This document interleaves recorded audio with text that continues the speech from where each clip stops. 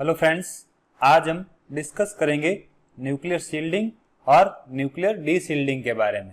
देखिए, NMR technique की बात करें तो इसमें जब किसी मॉलिक्यूल पर एक्सटर्नल मैग्नेटिक फील्ड अप्लाई किया जाता है तो उस केस में उस मॉलिक्यूल या एटम का जो न्यूक्लियस है वो स्पिन शो करता है। अब कुछ फैक्टर्स ऐसे होते हैं जो कि उस प्रोटॉन पर लगने वाले मैग्नेटिक फील्ड को या तो डिक्रीज कर देते हैं या इंक्रीज कर देते हैं। तो यहाँ पर प्रोटॉन पर कितना एक्सटर्नल मैग्नेटिक फील्ड लग रहा है उसको समझने के लिए हम न्यूक्लियर शील्डिंग और डीशील्डिंग को डिस्कस करेंगे। अब देखिए, किसी भी मॉलिक्यूल में प्रोटॉन की बात करें तो वो चारों ओर से इलेक्ट्रॉन क्लाउड से सराउंडेड रहता है। अब मॉलिक्यूल पर जब एक्सटर्नल मैग्नेटिक फील्ड अप्लाई करते हैं तो उस मैग्नेटिक फील्ड की वजह से जो इलेक्ट्रॉन क्लाउड है वो क्या करता है, सर्कुलेट करना स्टार्ट कर देता है। अब जो इलेक्ट्रॉन्स का सर्कुलेशन है उसको हम डायमैग्नेटिक करंट कहते हैं। अब इस इलेक्ट्रॉन के सर्कुलेशन से एक लोकल मैग्नेटिक फील्ड इंड्यूस होता है जिसको हम सेकेंडरी या इंड्यूस्ड मैग्नेटिक फील्ड कहते हैं। अब देखिए, जो इंड्यूस्ड मैग्नेटिक फील्ड है वो क्या करता है, न्यूक्लियस पर लगने वाले अप्लाइड मैग्नेटिक फील्ड को अपोज करता है। इस वजह से न्यूक्लियस पर जितना मैग्नेटिक फील्ड लगना चाहिए वो पूरा नहीं लग पाता है, मींस वो हमेशा कम लगेगा। तो इस तरह का जो न्यूक्लियस है उसको हम शील्डेड न्यूक्लियस कहते हैं और ये जो फिनोमिना है उसको हम न्यूक्लियर शील्डिंग कहते हैं। अब देखिए, यहाँ पर हमने डिस्कस किया है ये फिनोमिना डायमैग्नेटिक करंट की वजह से होता है, इसलिए इस न्यूक्लियर शील्डिंग को हम डायमैग्नेटिक शील्डिंग भी कहते हैं। अब इस प्रोसेस को हम डायग्राम से समझते हैं। देखिए, सेंटर में ये हो जाएगा न्यूक्लियस। अब न्यूक्लियस के अराउंड क्या होते हैं, इलेक्ट्रॉन्स होते हैं। अब देखिए, जब मॉलिक्यूल पर एक्सटर्नल मैग्नेटिक फील्ड अप्लाई करते हैं तो न्यूक्लियस के चारों ओर जो इलेक्ट्रॉन होते हैं वो क्या करते हैं, सर्कुलेट करना स्टार्ट कर देते हैं। यहाँ पर सर्कुलेटिंग इलेक्ट्रॉन को ऑरेंज सर्कल से रिप्रेजेंट किया है। अब देखिए, इलेक्ट्रॉन्स के सर्कुलेशन से जो लोकल या इंड्यूस्ड मैग्नेटिक फील्ड जनरेट होता है उनको हमने इन लाइन से रिप्रेजेंट किया है और ये हो जाएगी इस सेकेंडरी या इंड्यूस्ड मैग्नेटिक फील्ड की डायरेक्शन और ये हो जाएगी अप्लाइड मैग्नेटिक फील्ड की डायरेक्शन। अब देखिए, हम अप्लाइड मैग्नेटिक फील्ड और इंड्यूस्ड मैग्नेटिक फील्ड की डायरेक्शन को देखें तो यहाँ पर देखिए दोनों एक ही डायरेक्शन में हैं, लेकिन अगर हम न्यूक्लियस के अराउंड देखते हैं तो यहाँ पर जो इंड्यूस्ड मैग्नेटिक फील्ड है उसकी डायरेक्शन अप्लाइड मैग्नेटिक फील्ड की ऑपोजिट है। देखिए, अप्लाइड मैग्नेटिक फील्ड की डायरेक्शन ये हो जाएगी और अगर हम न्यूक्लियस के अराउंड देखें तो जो इंड्यूस्ड मैग्नेटिक फील्ड है उसकी डायरेक्शन ये हो जाएगी। तो हम कह सकते हैं दोनों की डायरेक्शन ऑपोजिट है। तो इंड्यूस्ड मैग्नेटिक फील्ड क्या करता है, इस अप्लाइड मैग्नेटिक फील्ड को अपोज करता है, या हम कह सकते हैं जो इंड्यूस्ड मैग्नेटिक फील्ड है वो इस न्यूक्लियस को एक्सटर्नल मैग्नेटिक फील्ड या अप्लाइड मैग्नेटिक फील्ड से शील्ड करता है। इसलिए ये जो न्यूक्लियस है उसको हम शील्डेड न्यूक्लियस कहते हैं और इस फिनोमिना को हम न्यूक्लियर शील्डिंग कहते हैं। अब देखिए, किसी भी मॉलिक्यूल में जब इस तरह की शील्डिंग होती है तो वहां पर अप्लाइड मैग्नेटिक फील्ड की स्ट्रेंथ इंक्रीज करनी होती है। देखिए, अगर हम इस न्यूक्लियस पर 100 गॉस मैग्नेटिक फील्ड अप्लाई करना चाहते हैं, लेकिन यहाँ पर जो इलेक्ट्रॉन की वजह से जो इंड्यूस्ड मैग्नेटिक फील्ड है उसकी वैल्यू हम मान लेते हैं 10 गॉस। तो देखिए, ये दोनों एक दूसरे को अपोज करते हैं, तो यहाँ पर न्यूक्लियस पर लगने वाला मैग्नेटिक फील्ड कितना होगा, 90 गॉस। अब हम लगाना कितना चाह रहे हैं, 100। अब शील्डिंग की वजह से उस न्यूक्लियस पर पूरा मैग्नेटिक फील्ड नहीं लग रहा है। तो जब कभी भी मॉलिक्यूल में न्यूक्लियस की शील्डिंग होती है तो उस केस में हम क्या करते हैं, एक्सटर्नल मैग्नेटिक फील्ड की स्ट्रेंथ इंक्रीज कर देते हैं। अब हम इस न्यूक्लियस पर 100 गॉस मैग्नेटिक फील्ड अप्लाई करना चाहते हैं तो हम क्या करेंगे, इसकी स्ट्रेंथ 110 गॉस कर देंगे। तो इसमें से अगर शील्डिंग का 10 माइनस होता है तो भी उस न्यूक्लियस पर 100 गॉस लग जाएगा। तो हम कह सकते हैं जब मॉलिक्यूल में शील्डिंग होती है तो उस केस में एक्सटर्नल मैग्नेटिक फील्ड की स्ट्रेंथ इंक्रीज करनी होती है। अब देखिए, अगर हम इलेक्ट्रॉन डेंसिटी और इंड्यूस्ड मैग्नेटिक फील्ड को कोरिलेट करें तो किसी भी न्यूक्लियस के अराउंड इलेक्ट्रॉन डेंसिटी जब इंक्रीज होगी तो वो इलेक्ट्रॉन क्या करेंगे, उतना ही ज्यादा इंड्यूस्ड मैग्नेटिक फील्ड जनरेट करेंगे।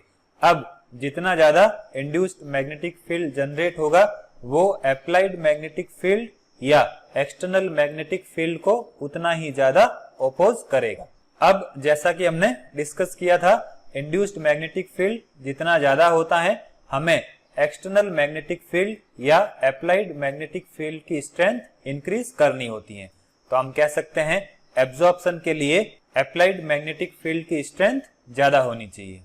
अब देखिए, जब प्रोटॉन एब्जॉर्प्शन करता है तो उस केस में प्रोटॉन जितना मैग्नेटिक फील्ड फील करता है उसको हम कैपिटल H से रिप्रेजेंट करेंगे और ये इक्वेशन H की वैल्यू को रिप्रेजेंट करती है। यहाँ पर H नॉट हो जाएगा अप्लाइड मैग्नेटिक फील्ड की स्ट्रेंथ और अल्फा हो जाएगा शील्डिंग पैरामीटर जो कि शील्डिंग के एक्सटेंट को शो करता है।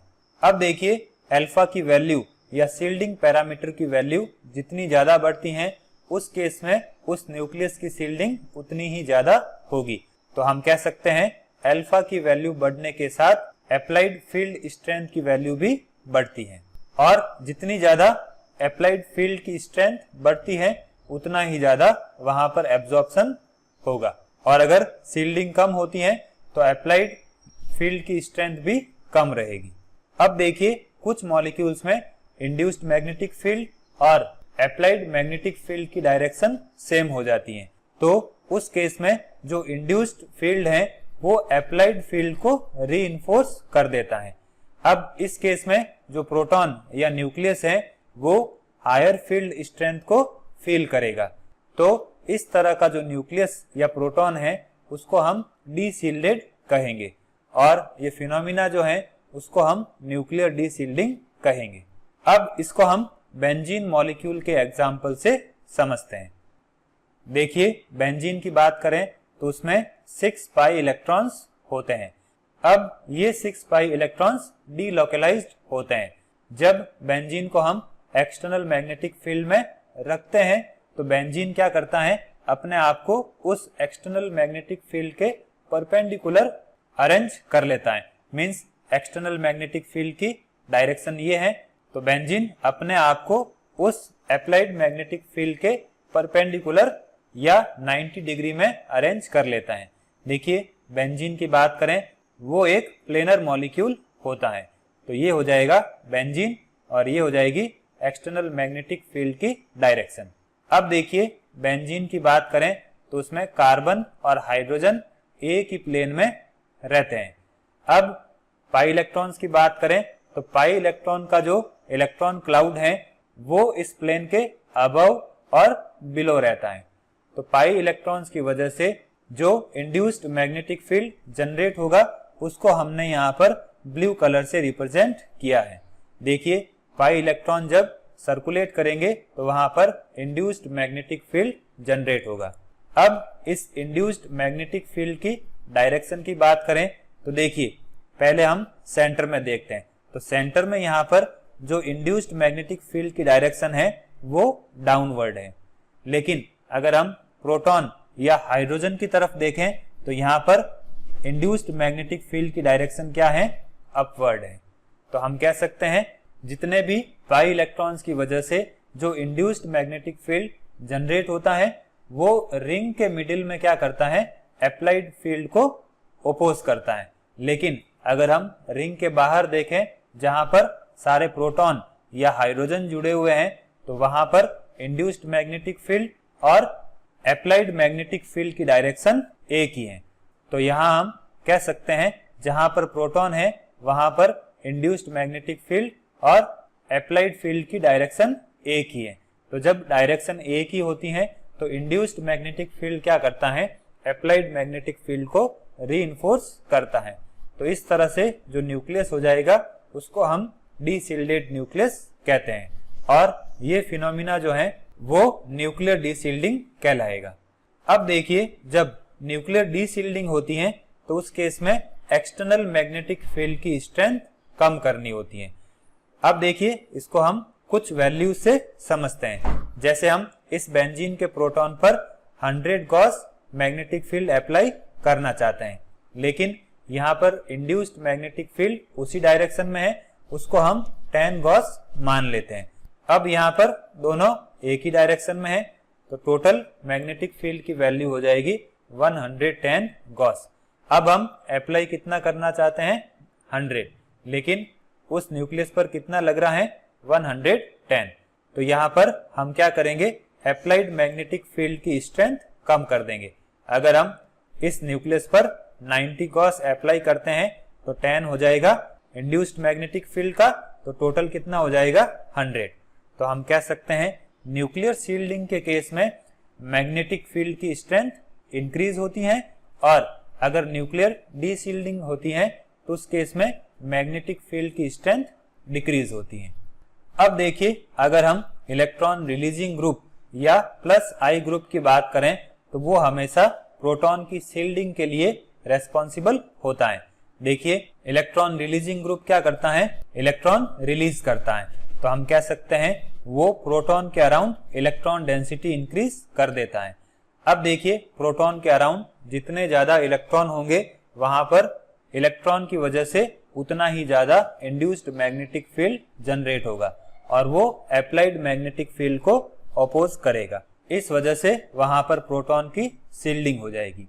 इसी तरह से अगर हम इलेक्ट्रॉन विड्रॉइंग ग्रुप या माइनस आई ग्रुप की बात करें तो वो हमेशा प्रोटॉन की डीशील्डिंग करता है, क्योंकि इलेक्ट्रॉन विड्रॉइंग ग्रुप क्या करेगा?